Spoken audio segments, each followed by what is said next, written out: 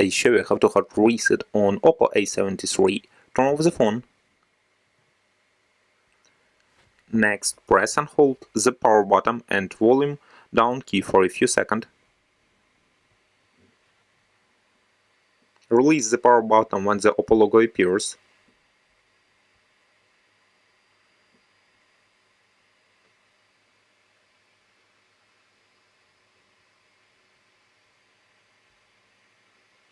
Now use volume key and power button to select English. Here choose Web Data.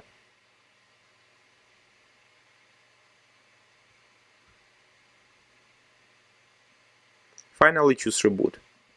Successfully. The hard reset is completed now. Subscribe to our YouTube channel and rate the video.